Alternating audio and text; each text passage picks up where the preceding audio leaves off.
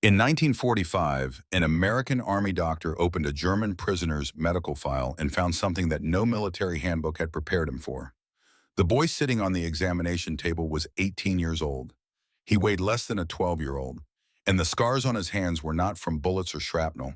They were from teeth, rat teeth. Within 6 months, that same boy would use what he learned from eating rats to save the life of an American soldier. But on this morning, no one in that room sees anything but a starving enemy. This is not just a story about what hunger forces a boy to eat. This is the story of what happens when the enemy you were trained to hate turns out to be a child, and when saving that child might cost you everything. The fluorescent light in the Camp Hearn infirmary hums with the steady patience of a machine that does not care what happens beneath it. Dr. Robert Calloway sits behind a metal desk with a clipboard balanced on his knee and a pen that has not moved in over a minute. He is 38 years old, Harvard-trained, Boston-raised, and he has examined more than 400 German prisoners of war since arriving at this camp in the flatlands of central Texas. He knows the routine. Weigh the prisoner. Check the teeth. Listen to the lungs. Note the vitamin deficiencies. Recommend a dietary supplement. Sign the form. Move on. But the boy sitting on the metal stool across from him is not routine. The boy's name, according to the intake sheet, is Hans Brauer, age 18, rank private. Captured March 1945 near the Rhine River. Transferred via holding camp and transport ship to Camp Hearn, Robertson County, Texas. Those are the facts on paper. The facts on the boy's body tell a different story. His collarbone juts beneath the infirmary light like a branch stripped of bark. His ribs press against skin so thin that Calloway can almost count them from across the room. His eyes, pale blue and too large for his shrunken face, keep drifting toward the metal trash can in the corner as though it were a pantry. Nurse Dorothy Pemberton stands beside the examination table and peels back the boy's torn shirt. She is 30 years old, widowed, her husband buried somewhere in the soil of Normandy beneath a white cross she has never visited. She has seen hunger before. She has seen prisoners arrive with hollow stomachs and cracked lips and the dull stare of men who have not eaten a full meal in weeks. She expects the usual. Instead, she sees something that makes her grip the medical chart a little tighter. The boy's hands are covered in small, crescent-shaped scars arranged in patterns that do not match any shrapnel wound or barbed wire tear she has ever cataloged. The scars curve along the sides of his fingers and across the soft flesh between thumb and forefinger, and they are old layered, some healed white, and others still pink with recent memory. Pemberton has grown up on a Texas ranch. She knows what rat bites look like on the hands of barn workers who reach into dark corners without gloves. She looks at Calloway. Calloway looks at the scars. He asks the translator, a fellow German prisoner with passable English, to pose a question. Have you been receiving your rations?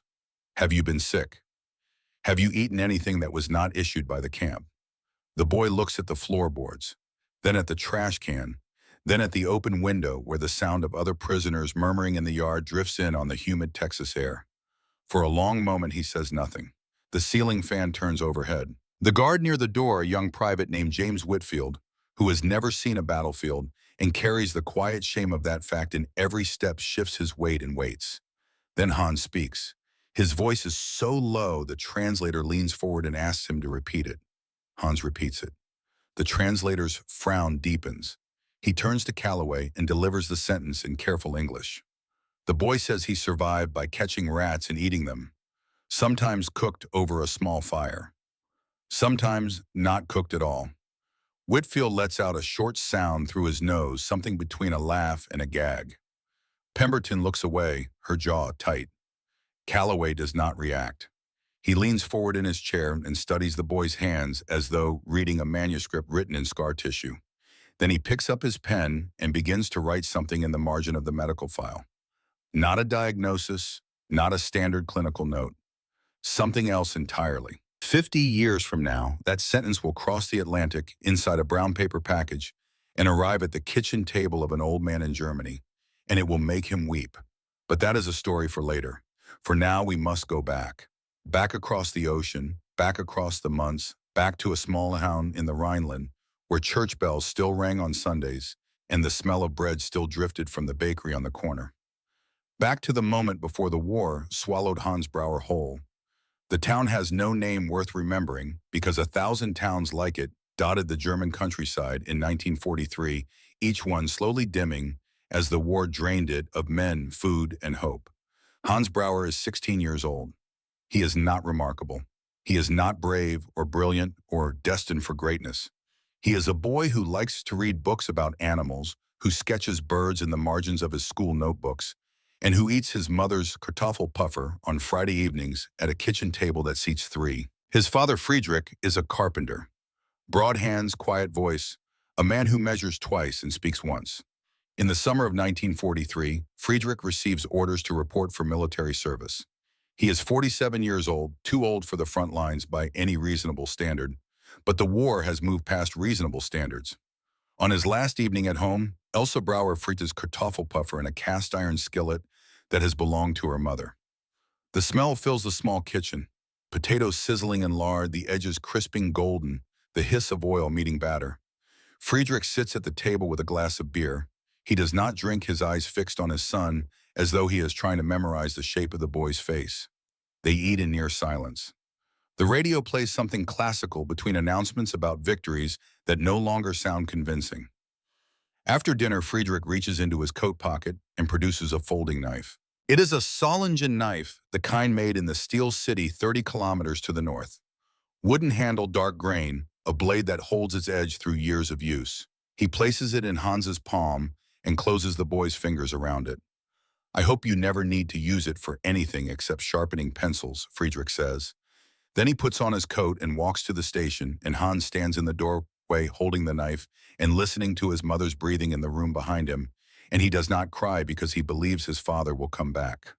Friedrich Brauer is reported missing in action on the Eastern Front in July 1944. The telegram arrives on thin gray paper. Elsa reads it, folds it carefully, and places it inside a tin box beneath the bed, where she also keeps their wedding photograph and a small amount of money. She does not cry in front of Hans. She waits until he is asleep, and then she sits at the kitchen table in the dark and presses her hands flat against the wood as though she can hold the world together by keeping her palms still. By the autumn of 1944, the war comes for Hans. He is 17.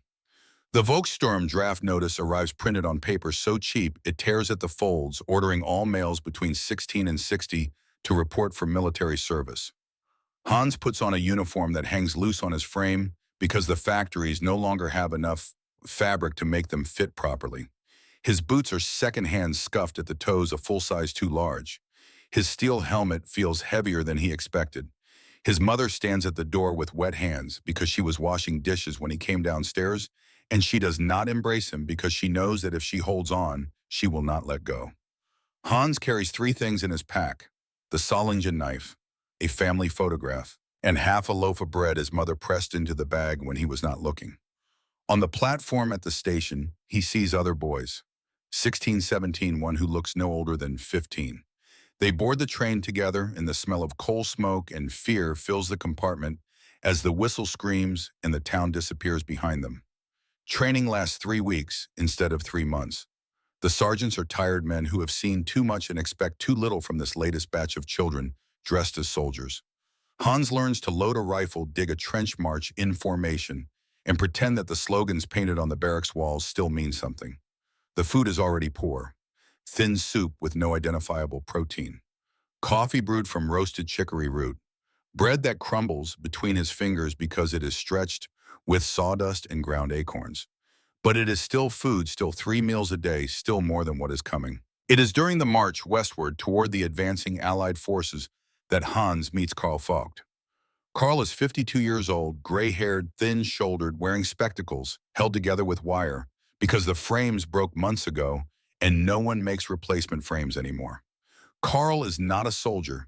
He is a biology teacher pulled from a schoolroom by the Volkssturm and handed a rifle he can barely aim. He carries a small notebook in his breast pocket. Inside it are hand-drawn illustrations of plants, mushrooms, insects, and small animals, each labeled with Latin names and notes in tiny handwriting. Edible, toxic, edible if boiled, avoid. Karl notices Hans on the second day of the march. The boy is thin, frightened, gripping his pack straps with white knuckles. Karl falls into step beside him and asks how old he is. Hans says 17. Carl shakes his head slowly. They are sending children to the front, he says. God has abandoned the general staff. Over the following days, Carl begins to teach Hans things that have nothing to do with military tactics. How to identify edible roots by the shape of their leaves. How to find clean water by watching where insects gather. How to determine wind direction by wetting a finger and holding it up. These are not soldier skills. They are survival skills.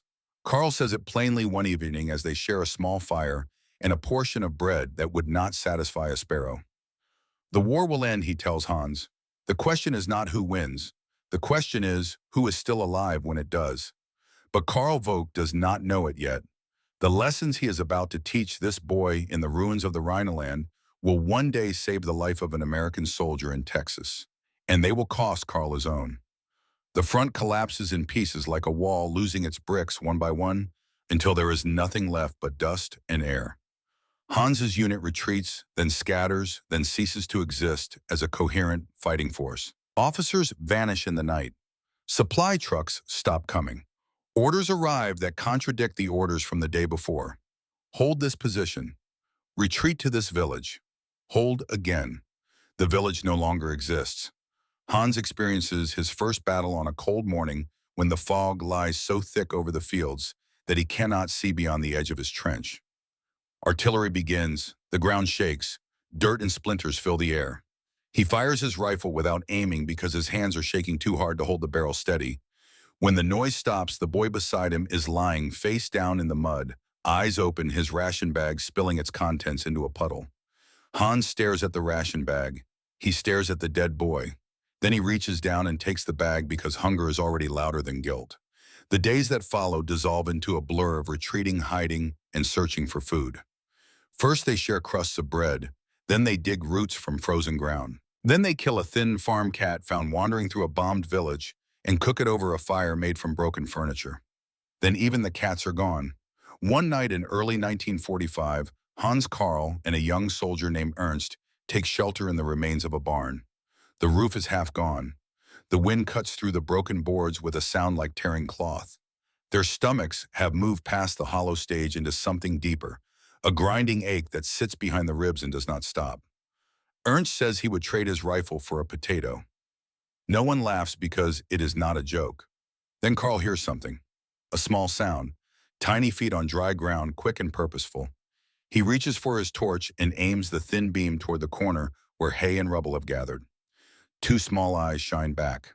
A rat, brown plump by the standards of everything else in their world, its body carrying more fat than any of them have seen on a living creature in weeks. Karl moves faster than Hans thought a 52-year-old man with bad knees could move. His hand snaps out, grabs a stick of wood from the floor, and brings it down with a short, precise stroke. The rat squeals once and goes still. Hans feels his stomach lurch in two directions at once. Disgust pushes upward. Hunger pulls downward. Karl holds the limp animal by the tail and looks at it with the expression of a teacher examining a specimen. Ratus norvegicus, he says quietly. Norway rat, approximately 200 grams, enough protein for one small meal. Ernst shakes his head and turns away. Hans watches Karl pull out a knife, slit the belly, and remove the organs with the efficiency of a man who has dissected hundreds of these creatures in a laboratory, though never before with the intention of eating one. They build a small fire shielded from the wind. The first singes away with a smell that Hans will never fully forget, a sharp, oily burning odor that mixes with wood smoke and hunger.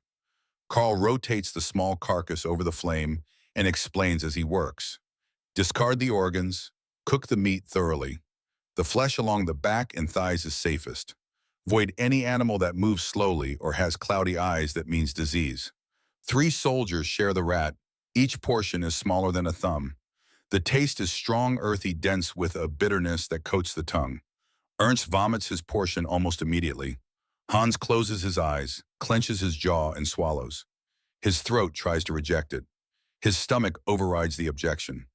Karl watches the boy and says something that will stay with Hans longer than any military order or patriotic slogan. The first time is always the hardest, Karl tells him. The second time is easier. By the 10th time, you will forget there was ever a moment when you thought differently.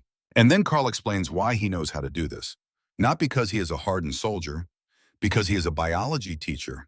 He has spent 20 years dissecting rats in school laboratories, teaching children about anatomy and classification. I never imagined Carl says that my knowledge of the genus Rattus would save anyone's life. But war turns every piece of knowledge into a weapon of survival.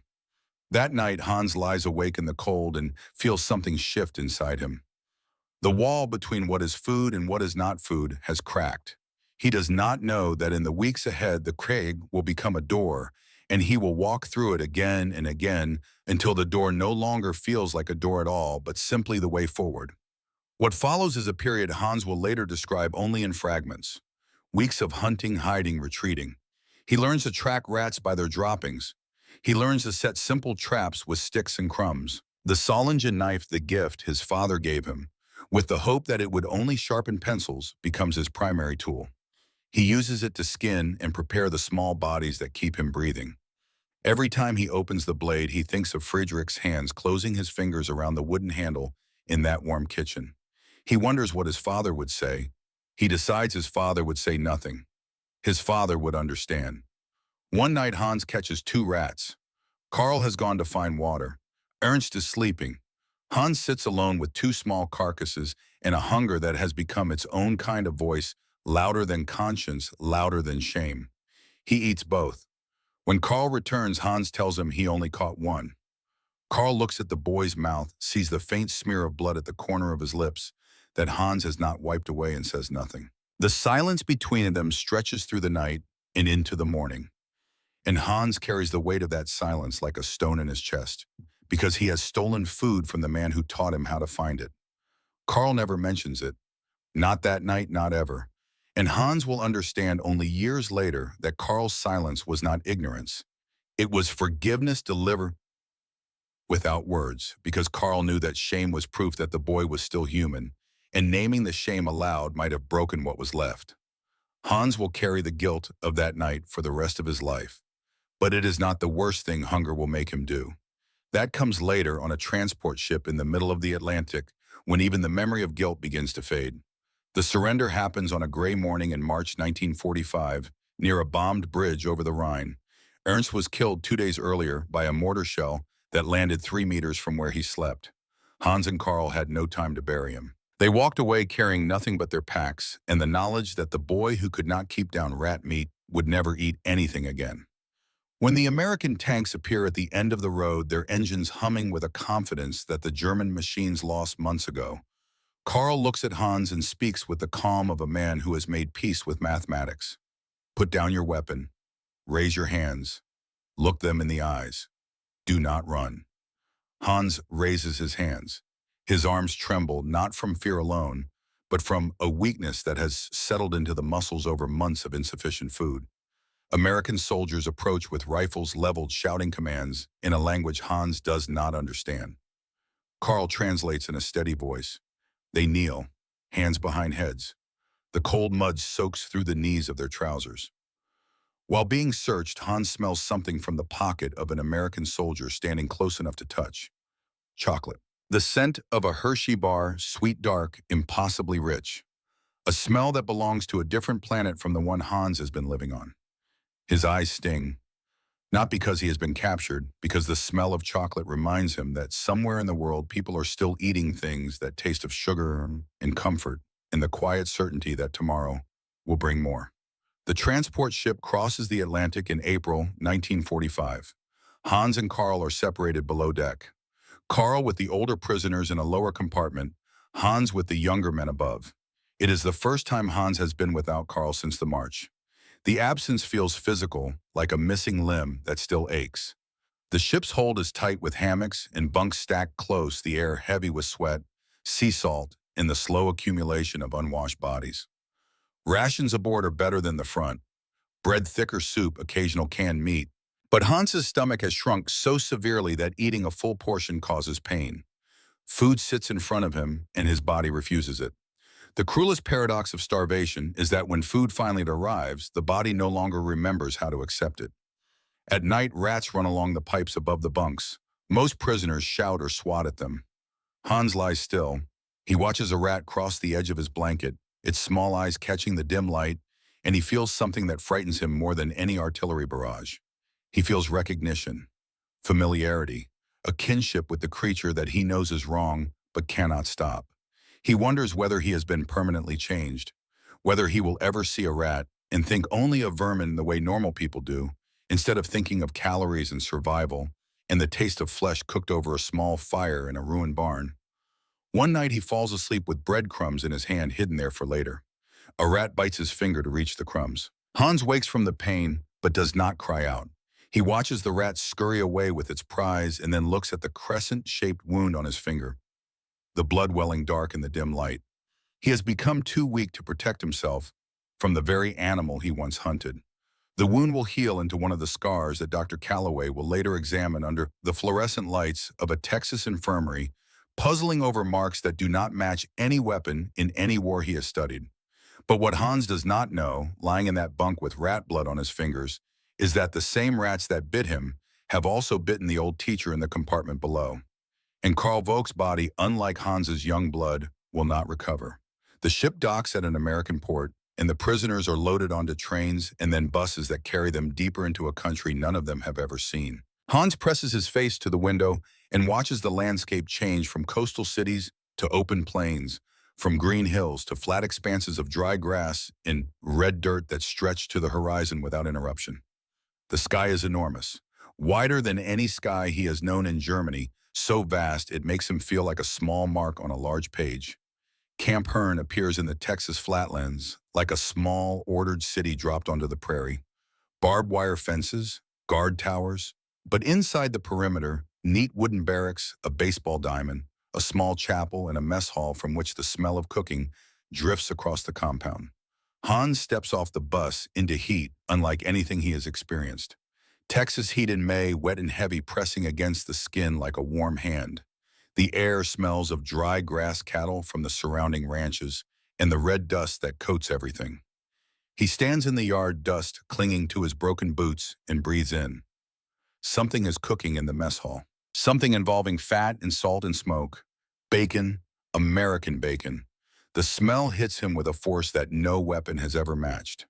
His first meal at Camp Hearn arrives on a metal tray. White bread soft and free of sawdust. Beef stew with real potatoes and carrots. Boiled vegetables. Coffee. Real coffee, not the chicory substitute that tasted of burnt roots and disappointment. And 2 strips of bacon. Thin, crisp at the edges, glistening with rendered fat under the mess hall lights. Hans picks up a strip of bacon and holds it to his nose. Salt, smoke, pork fat. The smell fills his sinuses and travels somewhere deeper to a place where memory and hunger and grief all live together. He takes a bite, slowly. The bacon crunches, then softens, then dissolves into a wave of salt and sweetness that spreads across his tongue. He closes his eyes, and for the first time since his father walked to the station on that cold morning in 1943, tears run down his face. He is not crying because he is happy. He is not crying because he is sad. He is crying because this strip of bacon, this ordinary thing that every American eats without thinking on any given morning, represents the distance between where he was and where he is now, between rat meat in a ruined barn and a clean tray in a mess hall in Texas. And that distance is too large for his 18-year-old body to hold without breaking somewhere.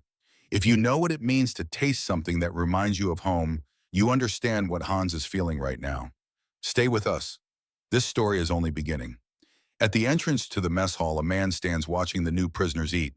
Sergeant Thomas Holloway is 45 years old, lean, and sun-darkened with the posture of a man who spent decades working cattle before the war pulled him into uniform. His eyes are gray and still the eyes of someone who watches more than he speaks. In the breast pocket of his pressed uniform, there is a photograph of a young man in an Army private's uniform, smiling a baseball glove, tucked under one arm. The photograph has been handled so many times that the edges have gone soft and the image has begun to fade. The young man in the photograph is Private First Class Daniel Holloway, age 20, reported missing in action near Bastogne in December 1944. 8 months without a word. 8 months of Holloway writing letters to the War Department that come back with the same answer. No new information at this time. 8 months of standing in this mess hall, watching German prisoners eat American food, while his son is somewhere in the wreckage of Europe, alive or dead, and no one can tell him which. Holloway does not beat prisoners. He does not shout or threaten or use his fists. He is a man of rules, of paperwork, of systems. What he does is simpler and more effective. He watches. He documents. Every bed not made to regulation. Every step out of line during roll call. Every meal taken too slowly or too quickly. He builds files. Thick, detailed, impeccable files that could justify transferring any prisoner he chooses to a harsher facility. He does not need to raise his hand. He has the forms. He watches Hans Brauer eat bacon and cry, and his jaw tightens, and he turns away. The telegram that Sergeant Holloway receives on a Tuesday afternoon, folded inside a plain brown envelope that the clerk almost forgot to deliver, will change how he treats every prisoner in Camp Hearn, but not in the way you might expect. But Hans does not know that the man who taught him to catch rats in the ruins of Germany is lying in an infirmary bed 200 meters from where he sleeps. Karl Volk arrived at Camp Hearn 3 days before Hans, and the parasites that both of them carry from those nights in ruined barns are killing Karl faster than any bullet ever could. The examination resumes the following morning under the same fluorescent light that has witnessed 400 intake assessments before this one. But Dr. Robert Calloway already knows that this case is different. He has spent the night reading and rereading the notes he took during Hans Brauer's first visit, turning the boy's confession over in his mind the way he once turned cadaver organs in the Harvard Anatomy Lab, searching for the structure beneath the surface. Now he sits at his desk with blood work results in one hand and a cup of cold coffee in the other, and what the numbers tell him is both medically fascinating and personally unsettling. Hans sits on the same metal stool. His posture has not changed. Shoulders drawn inward, hands hidden in his lap, eyes tracking every movement in the room, with the vigilance of someone who learned long ago that stillness is not the same as safety. Nurse Pemberton stands beside him with a clipboard recording Calloway's observations in her careful handwriting. The translator waits near the window, arms folded, his face carrying the quiet exhaustion of a man who spends his days converting suffering from one language into another. Calloway works through the examination systematically. Weight, 94 pounds on a frame that should carry at least 140. Blood pressure low, but stable. Heart rate elevated, lungs clear, which surprises Calloway because prolonged malnutrition often invites respiratory infections. The boy's body has been stripped of almost everything. Non-essential fat reserves gone, muscle mass, diminished skin stretched thin over the architecture of bone. Yet something in him persists, the engine still runs. The blood work tells a more detailed story. Severe deficiency in vitamins B, C, and D, iron levels dangerously low. Markers consistent with months of inadequate nutrition. But there is something else. Calloway adjusts his glasses and looks again at the parasitology report. Hymenelepis diminuta, the rat tapeworm, a parasite that humans acquire almost exclusively by ingesting material contaminated by rat feces or more directly by consuming infected rats. The parasite has colonized Hans's intestinal tract, quietly feeding on whatever nutrients the boy manages to take and adding another layer of theft to a body that has already been robbed of nearly everything. Calloway makes a note and is about to move on when something catches his eye. A coincidence that in a camp holding thousands of prisoners should be statistically unremarkable. But it is not unremarkable. It is the thread that will pull two stories together and force a doctor to choose between his oath and his career. He pulls a second file from the stack on his desk. Another patient, admitted 3 days ago to the infirmary ward with high fever, severe abdominal pain, and rapid weight loss, despite receiving standard camp rations. A German prisoner of war age 52, named Karl Vogt. Calloway opens the file and scans the parasitology results. Hymenelepis diminuta, the same species, the same strain markers, the same parasite living in two different men. Calloway looks at Hans.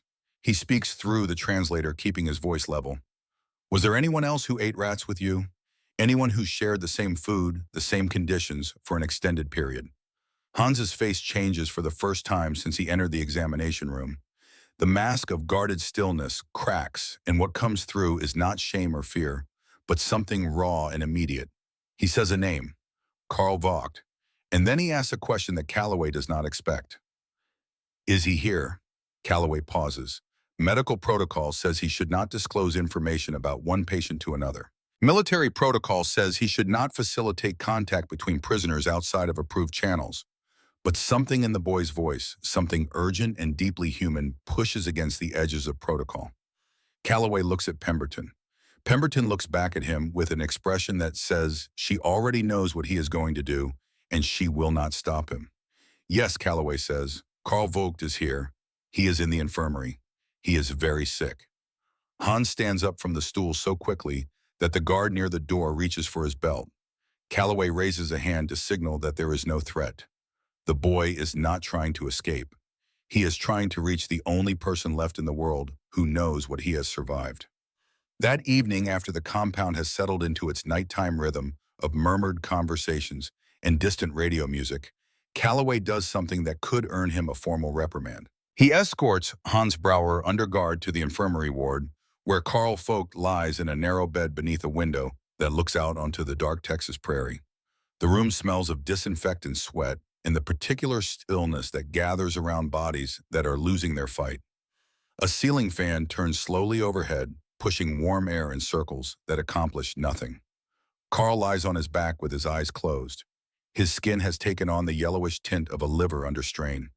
His breathing is shallow, each inhale arriving with a small effort that suggests the machinery inside is running on its last reserves.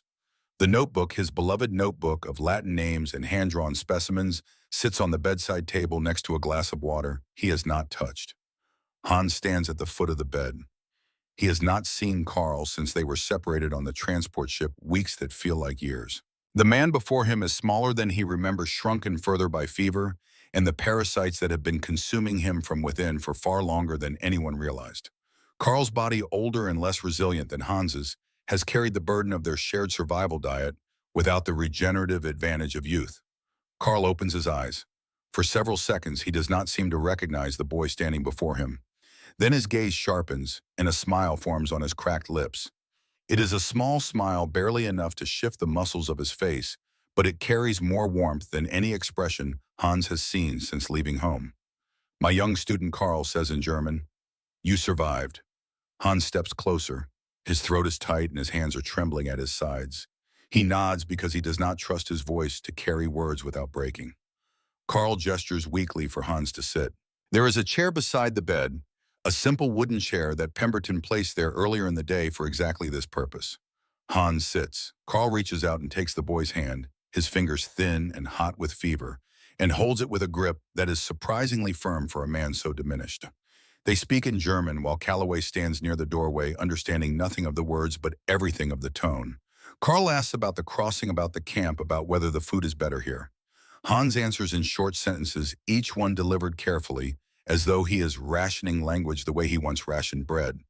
Then Karl asks about the knife. "Do you still have it? The knife your father gave you?" Hans reaches into his pocket and produces the Solingen knife.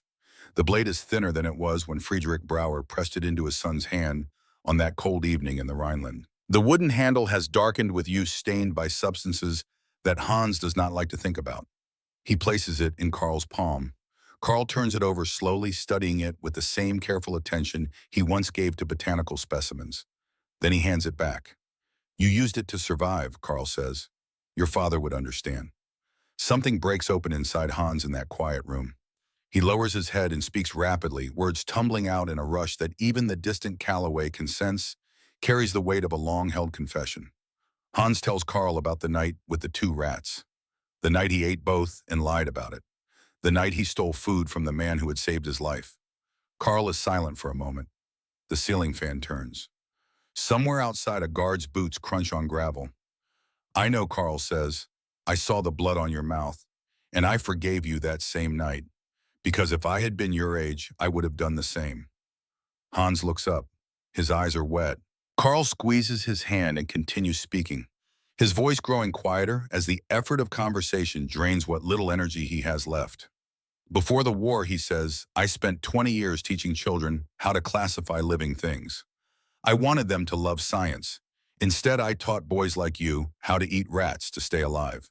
I have thought about this many times since arriving here, whether what I did was a success or a failure, and I have decided that it was both. The knowledge was meant for wonder. It was used for survival. Perhaps that is the most human thing knowledge can do. Over the following days, Carl's condition deteriorates.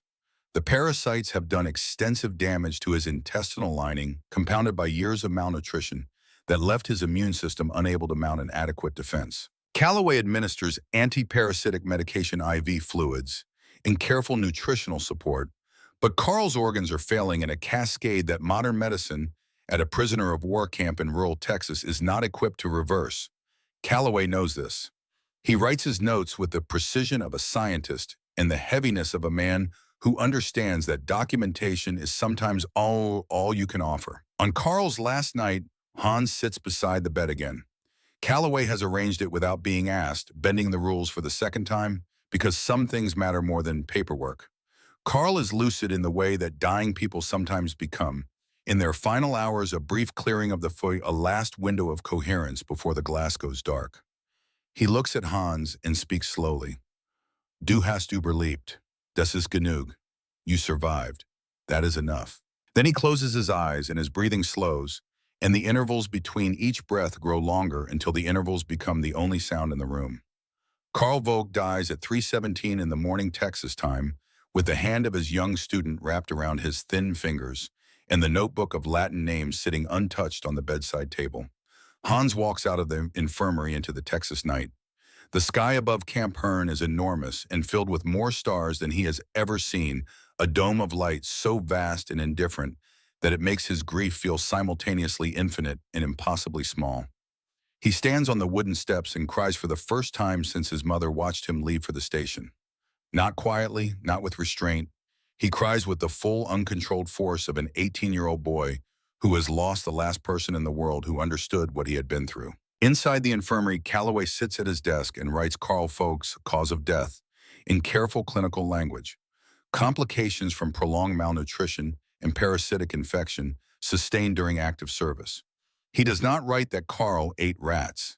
He does not write that Carl taught a teenager to skin rodents with a pocket knife in a ruined barn. He protects Carl's dignity with the only tool he has, the precise and merciful language of medicine.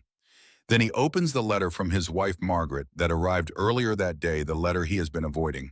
Margaret writes that she has found the diary of Calloway's younger brother, the brother who volunteered for combat and died at Iwo Jima in February 1945. In the diary, his brother wrote that he chose to go to the front so that Robert would not have to. My brother has a family, the diary reads. I do not.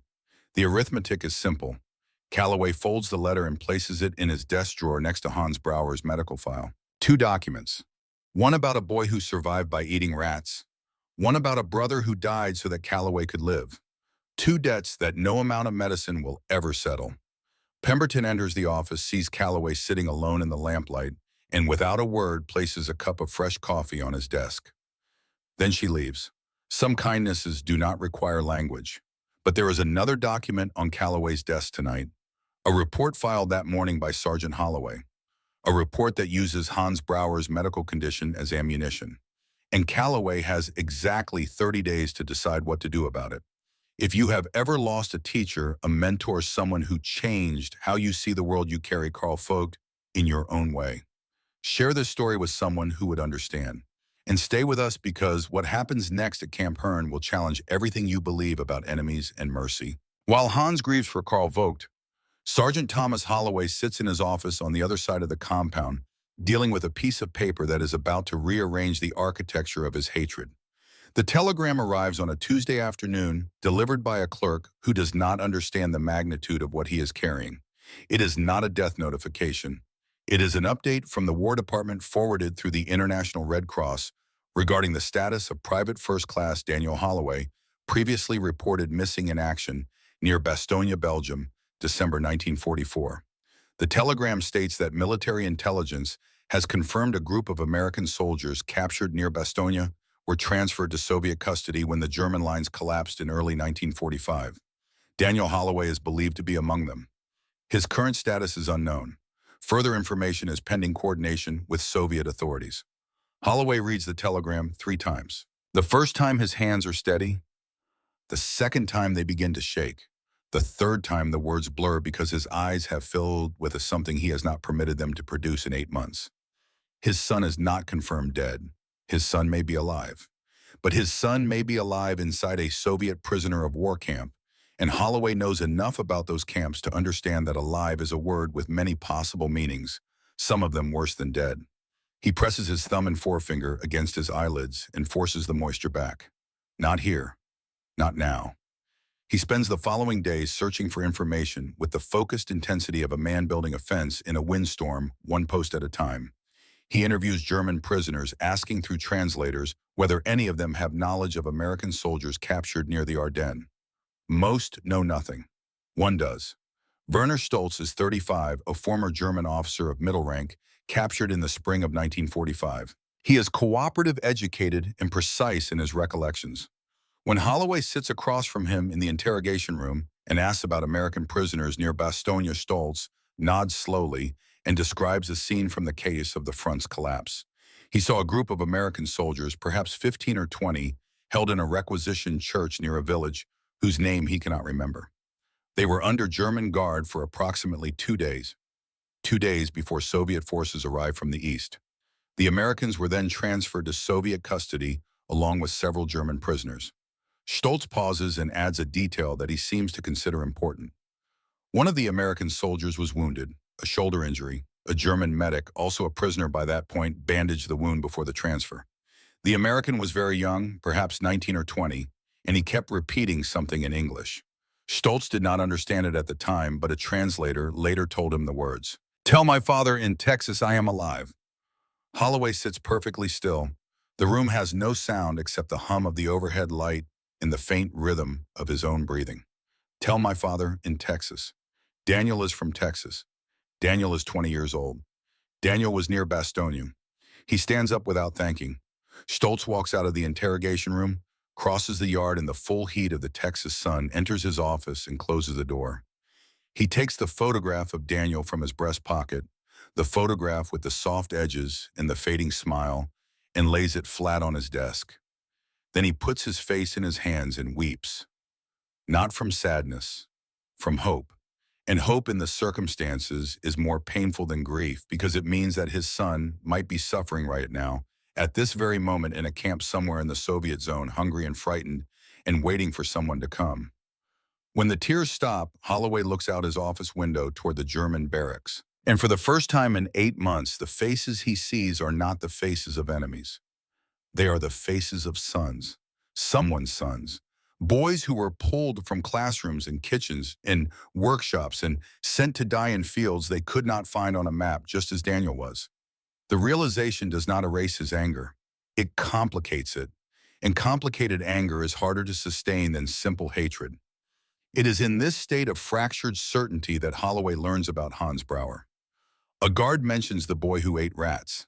Another guard mentions that Dr. Calloway has been bending regulations allowing the prisoner extended visits to the infirmary, ordering special dietary provisions, treating the boy as though he were a patient rather than an enemy. Holloway pulls Hans's file. He reads the medical notes.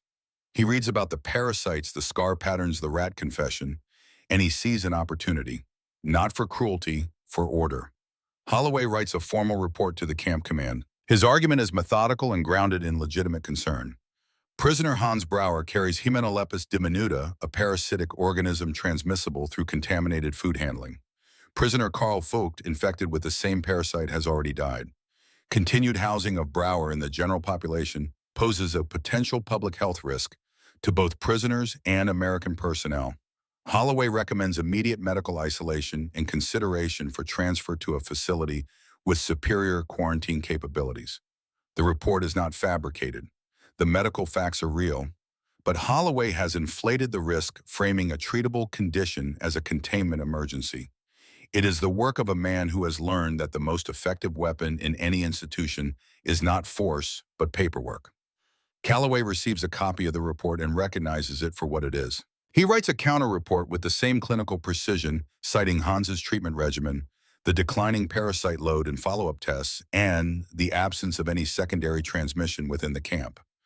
Before the two reports reach the commander's desk, Pemberton does something she has never done in her time at Camp Hearn. She walks to Holloway's office, knocks once, and enters without waiting for permission. Holloway looks up from his desk with the expression of a man who is not accustomed to being interrupted. Pemberton stands in the doorway, her clipboard at her side, her voice carrying the flat calm of a woman who has buried a husband and stitched wounds and held the hands of dying men and has no patience left for politics when a boy's future is on the table. Sergeant, she says, I have read your report. The medical facts are accurate, but you have written a report about a disease when what you actually have is a grievance about a boy. My husband died at Normandy at home. If I wrote a transfer order for every German prisoner who reminded me of that fact, this camp would be empty by Tuesday. She turns and walks out. She does not wait for a response. Holloway stares at the empty doorway for a long time. Then he looks at the photograph of Daniel on his desk, and for the first time he wonders whether the grief he has been carrying has become a weapon he is pointing at the wrong target. The commander, a practical man more concerned with logistics than philosophy, declines to make an immediate decision. He gives Hans 30 days. If the follow-up tests are clean, the boy stays. If not, transfer will be considered. 30 days. A deadline that will define whether Hans Brauer remains in a camp where a doctor cares about his survival or is sent to a place where no one will. What comes next takes place over a single night. A night when the sky turns against the earth and the walls between enemy and ally collapse along with the roof of a building where a man once died and a boy once wept. By morning, nothing at Camp Hearn will be the same, and the boy who learned to cut open rats in the dark will use that knowledge to cut open something else entirely. The storm arrives on the evening of August 14th, 1945. The same day the radio announces that Japan has surrendered. The war is over. American soldiers celebrate with shouts and gunfire aimed at the sky and music turned up loud enough to reach the prisoner barracks. The German prisoners listen with complicated feelings. Relief that the killing has ended. Anxiety about what comes next. Hope fragile and untested that they might eventually go home. But the weather does not care about history. A tropical storm that formed in the Gulf of Mexico has pushed inland across the Texas coast, carrying winds that build through the afternoon from unsettling to dangerous to destructive. By nightfall, Camp Hearn is engulfed. Rain falls not in drops, but in sheets horizontal and relentless, driven by winds that tear roofing material from barracks and send it spinning into the dark. Trees bend and snap. The power flickers, steadies, flickers again. The camp becomes a world of water and noise, and the primal vulnerability of structures built for sun, suddenly tested by fury. Hans is in his barracks when he hears the sound. Not the wind, not the rain, something structural. A deep crack followed by a cascading crash that comes from the direction of the infirmary. He knows that building. He spent nights there beside Carl's bed. He watched a man die there. It is the closest thing to sacred ground he has in this country. He runs. The scene at the infirmary is chaos organized around a single catastrophe. A section of the roof has collapsed under the combined weight of rain and wind, bringing down beams and roofing material into the main ward. Patients have been evacuated to the far end of the building where the roof still holds. Pemberton is moving among them, checking pulses, issuing calm instructions in a voice that refuses to match the panic around it. Calloway is on his knees beside a figure on the floor. The figure is Private James Whitfield, the young guard who has never seen a battlefield, the son of a rancher from Hearn who carries the quiet shame of never having fought. He was helping evacuate patients when a falling beam struck him, driving a jagged length of wood into his lower abdomen. He lies on the wet floor with blood spreading beneath him in a dark pool that the rainwater dilutes into pink rivers running toward the drain. His face is white. His hands grip the wood protruding from his body. His eyes are wide and fixed on Calloway with the absolute focus of a man who understands that the next few minutes will determine whether he has a future. Calloway assesses the wound with the speed that only genuine emergency can produce. The wood has penetrated deep. There is a risk of intestinal perforation. Surgery is needed immediately, but the phone lines are down. The roads are flooded. No ambulance can reach them in the storm. Calloway has Pemberton a basic surgical kit and a generator that is struggling to keep the lights on. What he does not have is a second pair of hands trained enough to assist in an operation that requires precision under conditions that would challenge a fully equipped hospital. Hans appears in the doorway, soaked through, breathing hard. He sees Whitfield on the floor. He sees the blood. He sees Calloway's face, the expression of a man who has the knowledge to save a life but not the resources. And without thinking, without weighing the politics or the protocols or the fact that he is a prisoner and Whitfield is a guard who once called him Rat Boy behind his back. Hans steps forward. "I can help," he says in the broken English he has learned over months of listening. "I know how to stop blood. I know how things look inside." Calloway looks at the boy, 18 years old, enemy prisoner, underweight, scarred hands. Every regulation says no. Every instinct says no. But Whitfield is bleeding and the storm is howling and there is no one else. "Wash your hands," Calloway says. Pemberton give him gloves. What follows is the longest 40 minutes of Hans Brauer's life, longer than any night in a trench, longer than any hour spent hunting rats in the dark. Calloway works with the focused intensity of a surgeon operating at the limits of his resources, cutting away the wood, exposing the wound, searching for damage to the intestinal wall. Hans holds instruments, clears blood from the surgical field, and applies pressure where Calloway directs. His hands, the same hands that caught and skinned rats, the same hands that carry crescent scars from teeth, and fire, move with a steadiness that surprises everyone in the room, including himself. At one point, Calloway needs Hans to identify the tissue layers around the wound so he can determine the depth of penetration. Hans looks into the open incision and sees something he recognizes, not from any medical textbook. From Carl Volk's lessons in a ruined barn spoken over the small body of a rat being dissected by firelight. This is muscle. This is intestine. This is the blood vessel you must avoid. In a rat or in a man, the principles are the same. Carl's voice echoes in Hans's memory as he describes to Calloway what he sees using simple words and gestures when his English fails. The knowledge that once seemed like the lowest point of human degradation, the understanding of anatomy gained by cutting open vermin for food, now guides the hands that help save the life of an American soldier in the middle of a Texas storm. The cruelest irony becomes the most redemptive. The thing Hans was most ashamed of turns out to be the thing that makes him useful at the moment it matters most. Calloway closes the wound. Pemberton monitors Whitfield's pulse and administers fluids from a dwindling supply. The generator coughs and recovers. The rain continues to hammer the damaged roof. And Hans steps back from the table, his gloves red with blood. That is not his own blood, that belongs to a country that defeated his, a country that feeds him and fences him and cannot decide whether he is a patient or a threat. He looks at his hands. The same hands, always the same hands. The hands that caught breadcrumbs on a transport ship. The hands that gripped the Solingen knife. The hands that held Carl Folk's fingers in the dark. Now these hands have held open the body of an American soldier while a doctor stitched him back together. Hans does not feel heroic.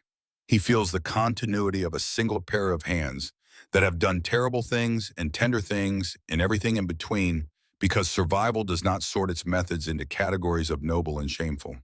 It uses whatever is available. Whitfield lives. His eyes close with the heaviness of shock and blood loss, but his breathing steadies and his pulse, which Pemberton reads every 2 minutes with the concentration of a woman who has lost too much already to lose another person on her watch, grows stronger through the night. The storm passes sometime before dawn, leaving Camp Hearn battered, waterlogged, and standing. Hans sits on the floor outside the surgery room with his back against the wall, still wearing the blood-stained gloves because no one has told him he can take them off. Pemberton brings him a cup of water and says nothing while delivering it. Hans drinks. The water tastes like rain and metal, and the particular flavor of exhaustion that goes beyond the physical. The storm that hit Camp Hearn on the night of August 14, 1945, the night the world celebrated the end of the deadliest war in human history, was also the night that a German prisoner of war saved the life of an American soldier using skills he learned from a dead biology teacher in the ruins of a collapsing empire. No official report will record it that way, but the people who were in that room will carry it for the rest of their lives.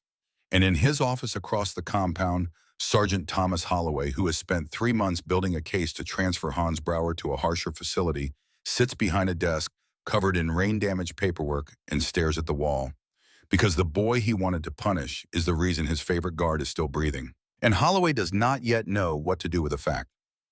That large, the morning after the storm, Camp Hearn looks like a photograph that has been crumpled and then smoothed flat again. Sheets of corrugated roofing lie scattered across the yard like fallen playing cards. Tree branches block the pathways between barracks. Standing water covers the baseball diamond in a shallow brown lake that reflects the sky with the dull honesty of a mirror no one asked for. Prisoners and guards work side by side clearing debris, an arrangement that would have seemed impossible 24 hours ago, but now feels as natural as breathing. Because when a storm tears the roof off the world, the distinction between captor and captive loses some of its meaning. Word travels through the camp the way all important information travels in enclosed communities, not through official channels, but through the quieter network of whispered conversations, sidelong glances, and the slow accumulation of a story that is too remarkable to stay contained. The German boy saved Whitfield, the skinny one, the one who ate rats. He was in the surgery. He held the instruments. Calloway could not have done it without him. The phrases circulate among guards and prisoners alike, gaining detail and weight, with each retelling until by midday, the story has become a kind of currency that everyone in Camp Hearn carries whether they want to or not. Private Whitfield lies in the infirmary on clean sheets that Pemberton changed at dawn, his abdomen wrapped in bandages, his face carrying the particular gray pallor of a man whose body is directing all of its resources inward toward repair. When Pemberton tells him who assisted in the surgery, Whitfield says nothing for a long time. He stares at the ceiling and processes the information the way a man might process the news that the ground he has been standing on is not solid earth, but a thin layer of ice over deep water. The German kid, the one he called Rat Boy when talking to the other guards, the one whose confession made him snort with disgust in the examination room. That boy held his blood vessels closed while an American doctor sewed him back together. Holloway learns the full details from Pemberton, who delivers them with the matter of fact efficiency of a woman who has no patience for politics when medical facts are on the table. She does not editorialize. She does not tell Holloway what to think.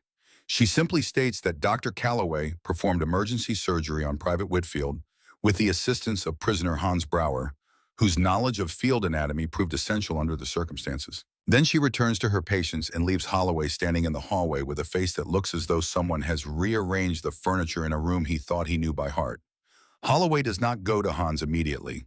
He is not a man who acts on impulse.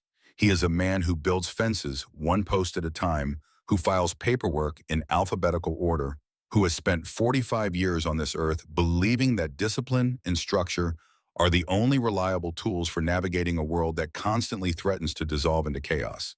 He goes to his office. He sits at his desk. He opens the file he has been building on Hans Brauer, the file filled with minor infractions in medical risk assessments and transfer recommendations, and he reads it from beginning to end. Then he opens the drawer where he keeps the telegram about Daniel. He reads that too. Tell my father in Texas I am alive. He places the two documents side by side on his desk and looks at them as though they are two halves of an equation he has been solving incorrectly. What he does next, he will never speak of to anyone. Not to Daniel, not to the chaplain, not to the woman he will eventually marry 3 years after the war. He will carry it alone because some acts of surrender are too private for witnesses. It is late in the evening when Holloway walks to the infirmary. The camp has settled into the exhausted quiet that follows crisis, a stillness made deeper by the absence of wind. He walks down the hallway past the room where Whitfield sleeps, past the empty bed, where Karl Vogt died, and finds Hans sitting on a wooden chair outside the surgery room. The boy has not moved since the operation. No one has told him to leave, and no one has told him to stay, so he has remained in the space between permission and prohibition, which is where prisoners learn to live. Holloway stops. Hans looks up. Their eyes meet for the first time without the mediation of paperwork or protocol, or the comfortable distance that rank provides. They are simply two people in a hallway, one standing, one sitting, both carrying losses that the other cannot see, but somehow senses. Holloway does not say thank you. The words form somewhere in the back of his mind, but they cannot find a route to his mouth, blocked by months of anger and grief and the particular stubbornness of a man who has built his identity around never showing weakness to the enemy. Instead, he asks a question. His voice is rough, stripped of its usual authority, reduced to something that sounds almost like curiosity. If you were in a Soviet camp right now, would they let you save an American? Hans does not understand every word, but he understands enough. The shape of the question is clear, even through the barrier of language.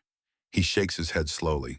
Holloway stands there for a moment breathing. Then he does something that he has not done in the presence of any prisoner during his entire tenure at Camp Hearn. He sits down, not across from Hans in an interrogation posture, but beside him on the same bench close enough that their shoulders are separated by less than a foot of humid Texas air.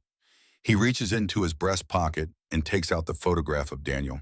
The edges are softer than ever, now worn by the compulsive handling of a father who touches his son's image the way other men touch rosary beads. He holds it where Hans can see. My son Holloway says, Daniel, he is 20 years old. He was captured near Bastogne. I think he might be in a Soviet camp.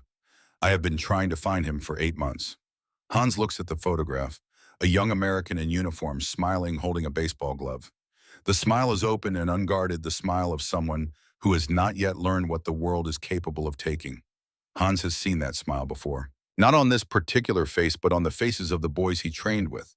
The boys he shared bread with, the boys who disappeared one by one into the machinery of a war that consumed them without discrimination. Holloway continues speaking, and his voice carries a tremor that he would never permit in any other setting.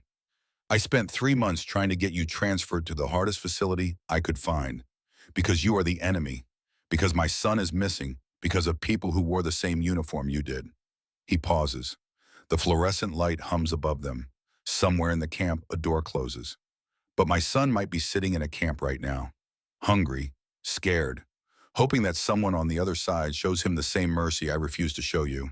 Hans does not speak. He does not have the English for what this moment requires, and even in German, he is not sure the words exist. But he reaches into his pocket and takes out the Solingen knife. He holds it in his open palm, not offering it, but displaying it the way you might show someone a photograph of your own. The blade is thin from use. The wooden handle is dark with history. It is the only thing Hans owns that connects him to his father, and by holding it in this moment, he is saying something that needs no translation. I also have a father. My father is also gone. We are the same. Holloway looks at the knife, looks at the boy's scarred hand holding it, looks at the boy's face thin and young and marked by things that no 18-year-old should know. Then he stands up and walks away. He does not say, I forgive you. He does not say, I am sorry.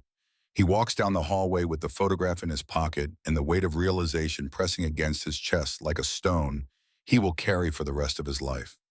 The next morning, the transfer recommendation for Hans Brauer disappears from the camp commander's desk. Holloway has withdrawn it. He does not explain why. Calloway assumes the commander rejected it on medical grounds. Hans assumes the follow-up test saved him. No one knows that Holloway walked into his office at 11 o'clock at night and removed the document with his own hands, folded it once, and placed it in the bottom drawer of his desk beneath a stack of blank forms, where it will remain untouched for the next 50 years. Somewhere on the Atlantic, carried by a Red Cross mail ship, moving slower than grief, a letter from Elsa Brauer has been making its way toward Texas. It arrives in October 1945. Hans recognizes his mother's handwriting on the envelope. The small, careful letters that Elsa Brauer shapes with the same precision she brings to everything, as though neatness is a form of resistance against chaos. His hands shake as he opens it, not from hunger this time, from something older and deeper. Elsa writes that she is alive. The town was bombed, but the house survived. The textile factory where she worked has closed. She lives on relief rations, in whatever grows in the small garden behind the house. She writes that she does not want Hans to worry, but she must be honest. In the weeks before relief supplies arrived, she and the neighbor, Frau Schmidt, ate whatever they could find. She quotes something Friedrich once said, "Hunger has no morality." She writes that she is not ashamed. She survived. And she hopes that Hans has survived too. About Friedrich, there is no news. The Red Cross has no new information. Elsa writes only this: I still wait. I will wait until I cannot wait any longer. Hans folds the letter and holds it against his chest. His father is still missing. The door is neither open nor closed. It hangs on its hinges in a draft that could swing it either way, and Hans does not know whether to hope or to grieve, so he does both at the same time, which is the most exhausting thing a human heart can do. Pemberton finds Hans sitting alone on his bunk. She places a cup of hot coffee on the footlocker beside his bunk and leaves without a word. The steam rises in a thin curl. Hans drinks it slowly and The warmth moves through his chest like a small act of mercy delivered by a woman whose own husband lies in soil an ocean away. The weeks that follow bring changes that arrive not as dramatic events, but as slow shifts in the texture of daily life, the way seasons change in Texas, not with a single cold front, but with a gradual softening of the heat, until one morning you realize that the air has become something different. News comes through the International Red Cross regarding Daniel Holloway. He has been located in a Soviet prisoner of war facility in Poland. He is alive. He is being processed for repatriation. His medical status is listed as severely malnourished but stable. Holloway receives this news in his office on a morning when the sky is clear and the camp is quiet and the only sound is the distant lowing of cattle on the ranch next door. He reads the notification twice. He places it on his desk next to the photograph of Daniel and allows himself 60 seconds of stillness during which he does nothing but breathe and exist in the knowledge that his son is coming home. But the notification contains a detail that stops the breath in his throat. Daniel's medical report, summarized in the spare language of military documentation, includes a phrase that Holloway reads 3 times before its meaning fully registers. Sustained by scavenging and rodent consumption. His son, Daniel Holloway, 20 years old, son of a Texas rancher, survivor of a Soviet prisoner of war camp, also ate rats to stay alive. Holloway sets down the paper. He looks out the window to where Hans Brauer is working in the yard repairing a section of fence damaged by the storm. The boy moves with more confidence now, his body filling out from months of regular meals, his movements carrying the quiet competence of someone who has learned to work with his hands. Holloway watches him and sees not a German prisoner, but a mirror. His son and this boy separated by an ocean and a war connected by the most fundamental act of survival imaginable. Both chose to live. Both crossed the same line. Both ate rats in the dark because the alternative was to stop breathing. The hatred that Holloway has carried for 8 months does not vanish in this moment. It does not dissolve or transform or undergo any of the dramatic conversions that stories often describe. What it does is something quieter and more permanent. It becomes impossible to sustain. You cannot hate a boy for surviving the same way your son survived. The arithmetic does not allow it. Hans Brauer's father died eating what his son ate. Daniel Holloway survived eating what his father's enemy ate. If this story has changed how you think about what connects us across battle lines, tell someone. Because stories like this only survive when someone passes them on. Later that week, Whitfield finds Hans repairing a fence post in the workyard. Whitfield walks slowly, his abdomen still tender beneath his uniform, but he carries a metal tray from the mess hall. He sets it on the fence rail beside Hans. On the tray is a bacon sandwich. Whitfield looks at Hans and says, "Kowalski says, if you keep eating like this, he is going to run out of bacon before the army runs out of Germans." Hans does not understand every word of the joke, but he understands bacon. He looks at the sandwich. He looks at Whitfield. And for the first time since either of them arrived at Camp Hearn, both of them smile. Not a large smile, not a laugh. A quiet recognition between two people who shared something in a storm that neither of them has the words for yet. In the same week, a second letter arrives for Hans. This one carries an official document from the International Red Cross. Friedrich Brauer, reported missing in action on the Eastern Front, has been confirmed deceased. He died out in a Soviet prisoner of war camp in January 1945. Cause of death: malnutrition and multiple organ failure. Hans reads the document sitting on his bunk in the barracks. The paper is thin and the typeface is small, and the language is the language of bureaucracy, which is the language that institutions use when they need to communicate the end of a human life without actually saying the words "your father is dead." Hans already knew. He has known since the first telegram, the one his mother folded and placed in the tin box beneath the bed. But confirmation has its own weight, heavier than suspicion, heavier than hope, because it closes the last door through which Friedrich Brauer might have walked back into his son's life. Hans takes the Solingen knife from his pocket and holds it. He feels the weight differently now. Not just the weight of steel and wood, but the weight of inheritance. This knife is the last object on earth that his father touched before walking to the station. Hans has used it for things Friedrich never imagined. He has used it to survive in ways that would have broken his father's heart, or perhaps, and this is a thought that Hans holds on to with both hands, in ways that his father would have understood, because Friedrich Brauer also died of hunger in a camp, and might have done the same things if given the chance. Pemberton finds Hans sitting alone. She enters the barracks, sees his face, and recognizes the expression because she has worn it herself. She places a cup of hot coffee on the footlocker beside his bunk. It is the third time she has performed this gesture in this story, once for Calloway, on the night Carl died, once for Hans, after the letter from his mother, and now again. Each time the coffee says the same thing. I see your pain. See your... Oh. I cannot fix it, but I can make sure you are warm while you carry it. The process of repatriation begins in early 1946. The war has been over for months, but the bureaucracy of returning hundreds of thousands of prisoners to their home countries moves with the deliberate slowness of a system that was designed for order and is now drowning in scale. Hans Brauer's name appears on a list. His medical clearance is signed by Calloway. His file, which Holloway has stopped adding infractions to, is stamped and closed. On his last morning at Camp Hearn, Hans enters the mess hall for the final time. The room smells the same as it did on his first day. Greased coffee bread and the warm, complex aroma of bacon frying on a flat griddle. The cook, a heavy-set sergeant named Kowalski, whose family came from Poland 2 generations ago, sees Hans and, without being asked, prepares a special tray. Bacon, eggs, toast coffee, and a portion of barbecue beef left over from a celebration the previous week. He sets it on the counter and nods at Hans with the expression of a man who does not need to speak to be understood. Hans eats slowly. He tastes each bite with the full attention of someone who knows this is the last time. The bacon is crisp and salty, the fat rendering on his tongue exactly the way it did on that first day when he sat in this same room and cried. The eggs are soft and rich. The coffee is dark and strong. The barbecue carries the flavor of mesquite smoke and cayenne and something sweet that might be honey or might be Texas itself distilled into sauce and applied to meat with the generosity that this strange and enormous state seems to bring to everything it does. He finishes the tray, every bite.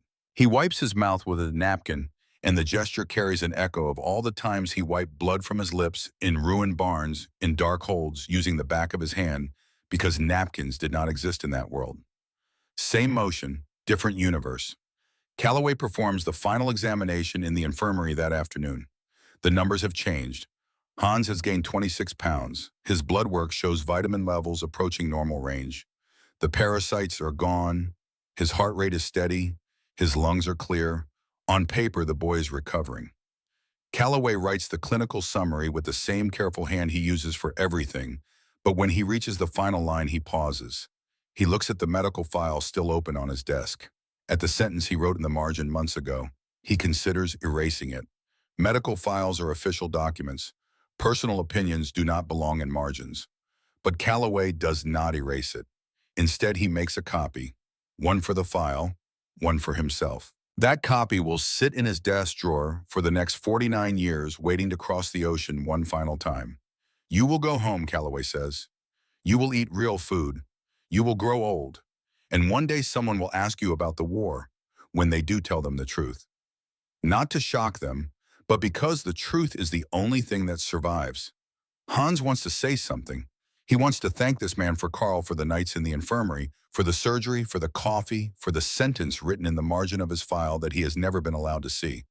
But his English is still too small for the size of what he feels. So he extends his hand. Calloway takes it. The grip is firm on both sides.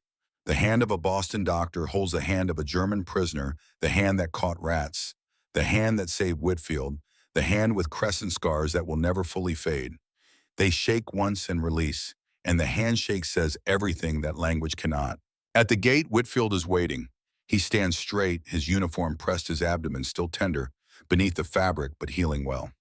He has been released from the infirmary for 2 weeks now, and walks with the careful posture of a man whose body is reminding him with every step that it was recently opened and closed. When the line of departing prisoners approaches the gate, Whitfield steps to the side and raises his hand in a military salute. Hans stops. He looks at the young American who once called him Rat Boy, the young American whose blood was on his gloves, whose life was in his hands during 40 minutes of a storm that neither of them will ever forget. Hans raises his own hand, not in the American style, but in the German fashion he was taught during his brief and insufficient training. The gestures are different and the meaning is identical. Whitfield speaks. His voice is steady, but his eyes are not. Hey, Brower, thank you, for you know. He does not finish the sentence. He does not need to. Hans nods. Then he turns and walks toward the bus that will begin the long journey back across the ocean to a country he left as a boy and will return to as something else entirely. Holloway is not at the gate. He watches from his office window, standing far enough back that the glass reflects more of the room than the yard outside. When the bus carrying Hans Brower passes his window, Holloway raises his hand. The gesture is small, barely a movement visible to no one except himself. And as it happens, Nurse Pemberton, who is walking past the office door, and catches the motion in her peripheral vision. She notes it. She says nothing. But 3 weeks later, when she is packing medical files for archival storage, she finds a sealed envelope tucked inside Hans Brower's folder. It is addressed to no one. She opens it, reads the single sentence inside, and then does something she has never done with any official document. She places it back exactly where she found it, because some confessions are not meant to be filed.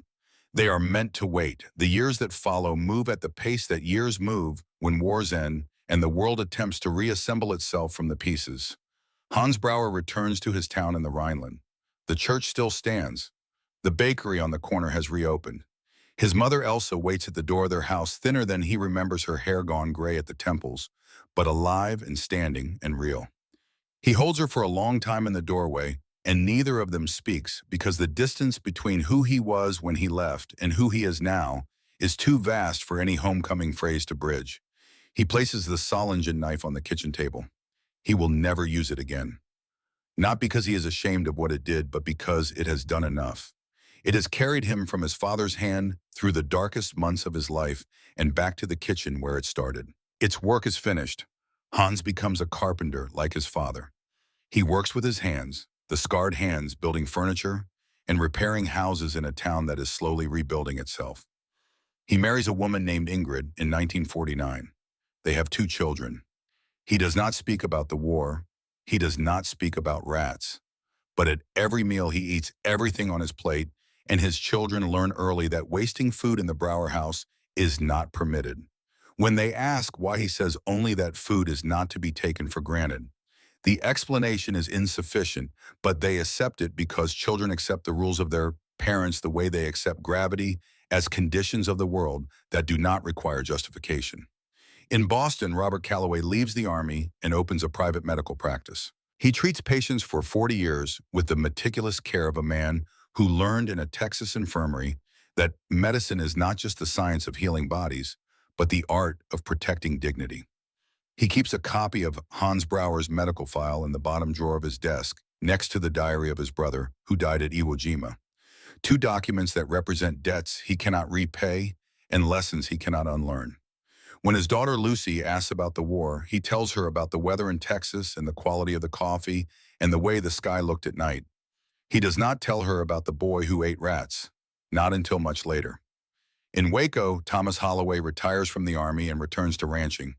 Daniel comes home in 1946 thin and quiet with the same hollow stare that Holloway saw in the eyes of German prisoners arriving at Camp Hearn. Daniel does not speak about the Soviet camp. He does not speak about what he ate to survive. Father and son live together on the ranch and share meals in a kitchen where the silence is not empty but full of things understood and things deliberately left unsaid. Holloway never tells Daniel about Hans Brower. He never tells anyone about the transfer order he withdrew in the middle of the night. Some decisions are made alone and carried alone, and their weight is part of the price. The years accumulate. Hans's children grow up and leave. His town changes. Germany changes. The wall goes up and comes down. The century turns. Hans grows old in the house where he was born, surrounded by furniture he built with his own hands, eating meals prepared by Ingrid, until Ingrid dies in 1991, and he learns to cook for himself with the careful economy of a man who knows the value of every ingredient. For 49 years, Hans Brower does not speak about rats. He does not speak about Karl Vogt, or the storm, or the sergeant who watched him from a window. He builds furniture. He raises children. He eats every meal to the last crumb. And every night before he turns off the kitchen light, he opens the drawer where the Solingen knife now rests and touches the wooden handle. Once briefly, the way a man touches a gravestone on the way to work. Not to mourn, to remember. Then in 1994, a package arrives from the United States, and the silence breaks. The return address is in Boston. The sender is Lucy Calloway Barnes, daughter of Dr. Robert Calloway. Hans opens the package at his kitchen table with hands that are 67 years old and still carry the crescent scars of a war that ended half a century ago. Inside the package is a medical file, his medical file, the original document from Camp Hearn with Calloway's handwriting on every page. Clipped to the file is a letter from Lucy. My father passed away last year, she writes. Before he died, he asked me to find you and send you this. He said you were the patient he remembered most clearly in his entire medical career, not because of your diagnosis, but because you taught him that survival is not something to be ashamed of. Hans turns the pages of the file slowly. The clinical language is foreign to him, the English medical terminology, a code he cannot fully decipher. But on the last page in the margin, he finds a sentence, the sentence that Calloway wrote on that first day in the examination room, the sentence we have been waiting for since the opening seconds of this story. This boy is not a number. He is proof that the human body will choose life over dignity, and that is not shame. That is the deepest kind of courage. Hans reads the sentence, reads it again, a third time. His vision blurs. He sets the file down on the kitchen table next to a cup of coffee that has gone cold and presses his palms flat against the wood the way his mother once pressed her palms against this same table on the night she received the telegram about Friedrich. The gesture is inherited, passed down without instruction, the body's way of holding on to the world when the world becomes too much to hold. There is a second piece of paper in the package, smaller, different handwriting, not Calloway's. The letters are angular and firm, the handwriting of a man who learned to write, holding a pencil the way a rancher holds a fence post with grip and purpose. There is no signature. Only one sentence. I pulled the transfer order. My son ate rats too. Hans sits at his kitchen table in the Rhineland, 67 years old, and learns for the first time that Sergeant Thomas Holloway saved his life. Not with mercy openly given. Not with a speech or a handshake or a public act of forgiveness. With a piece of paper removed from a desk in the middle of the night by a man whose son survived the same way Hans did on the same continent, in the same war, eating the same creatures in the same darkness. Hans weeps. Not the way he wept as a boy in the mess hall when the bacon overwhelmed him. Not the way he wept outside the infirmary when Carl died. He weeps the way old men weep quietly with the accumulated weight of decades pressing the tears out slowly, each one carrying a memory that has been stored under pressure for 50 years. In 2005, a young man named Maximilian Brauer boards a plane from Frankfurt to Houston. He is 25 years old, a medical student at the University of Heidelberg, and the grandson of Hans Brauer. He carries a leather briefcase containing his grandfather's medical file from Camp Hearn, the letter from Lucy Calloway Barnes, and the unsigned note with the sentence about rats. He has been sent by Hans, who is now 78 and too frail to travel, to visit the place where his story was decided. Camp Hearn is a historical site now. The barracks are gone, replaced by memorial markers and interpretive panels that explain to visitors how thousands of German prisoners of war lived and worked in the Texas countryside during the Second World War. Maximilian walks the grounds on a warm afternoon, reading the panels, trying to map the words to the stories his grandfather has finally, after 60 years of silence, begun to tell. At the memorial, Maximilian meets a man named Tom Whitfield Jr. He is 55 years old, a rancher from Hearn, broad-shouldered and sun-darkened in the way of men who spend their lives outdoors. He is the son of James Whitfield, the private who was saved by a German prisoner during a storm in August 1945. Tom has come to the memorial because his father, who died 2 years ago, asked him to. My father told me about your grandfather, Tom says. Not often, but every year on August 14th, he would fry bacon in the morning and sit at the kitchen table and say, "Today, I remember the German kid who saved my life in a storm." He never knew your grandfather's real name. He just called him the boy with the knife. That evening, Maximilian sits at the Whitfield family table in a ranch house outside Hearn. The table is long and wooden and covered with food. The barbecue has been smoking since morning, mesquite logs burning down to white coals that radiate a heat you can feel from 10 feet away. Tom Whitfield Jr. lifts the lid, and the smoke rises in a thick white column that carries the scent of beef and pepper and brown sugar and something deeper. Something that belongs to this land, the particular flavor of Texas oak and Texas dirt and Texas patience distilled into meat that falls apart at the touch of a fork. The coleslaw is cold and crisp, dressed with vinegar and a touch of mustard. The corn is charred on the outside, sweet on the inside butter, running down the kernels in golden streaks. The biscuits are warm from the oven, split open, steam curling from their centers. And the bacon, thick-cut applewood smoked, is piled on a separate plate at the center of the table like an offering. Tom catches Maximilian looking at it and says, "My father always said the bacon was the important part." I never understood why until today. Maximilian has brought German beer, 2 bottles he carried in his luggage from Heidelberg, and they drink it alongside the sweet tea because some combinations should not make sense, but do. 2 families, one German, one American, separated by a war and connected by a storm and a surgery and the stubborn persistence of gratitude across generations. They eat together in the Texas heat, and the smell of mesquite smoke drifts through the open windows, and the conversation moves between English and the few German words Tom learned from his father, who learned them from the prisoners he once guarded. After dinner, Maximilian steps onto the porch and calls his grandfather in Germany. The connection crackles with distance. Hans answers on the 4th ring, his voice thin but clear, the voice of a man who has outlived nearly everyone in his story. "Opa, ich bin in Texas. Ich bin bei den Whitfields." "Grandfather, I am in Texas. I am at the Whitfields' house." Silence on the line, long enough that Maximilian checks the screen to make sure the call is not dropped. Then he hears his grandfather breathing, slow, deep, the breathing of a man who is trying to hold steady against a wave that has been building for 60 years. Maximilian asks the question that the entire Brower family has wondered about for decades but never dared to ask, respecting the old man's silence the way you respect a locked door in someone else's house. "Opa, warum wirfst du nie Essen weg?" "Grandfather, why do you never throw away food?" The silence stretches. Through the phone, Maximilian hears the faint sound of a clock ticking in a kitchen in the Rhineland and the even fainter sound of wind moving through the Texas evening around him, and for a moment both sounds merge into a single rhythm that connects 2 continents and 2 lifetimes and 2 kitchens where food means more than nutrition. Then Hans speaks, not in German, in English, the language of the country that captured him and fed him and saved him and sent him home.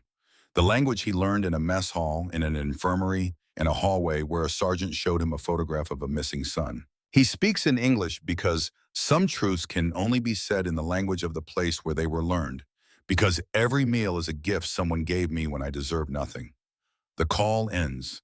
Maximilian stands on the porch of a Texas ranch house and looks at the sky, which is enormous and filled with stars, the same sky his grandfather saw on the night Carl Boak died, the same sky that covered Camp Hearn during the storm, the same sky that has watched over this land long before fences and guard towers and wars divided it into territories of friend and enemy. Hans Brower dies in 2008 at the age of 81. He is buried in the churchyard of his hometown, the same church whose bells he heard as a boy walking to school with ink on his fingers and a book about animals in his bag. The grave marker carries no mention of rats, no mention of Camp Hearn, no mention of the storm or the surgery or the sergeant who pulled a transfer order in the middle of the night.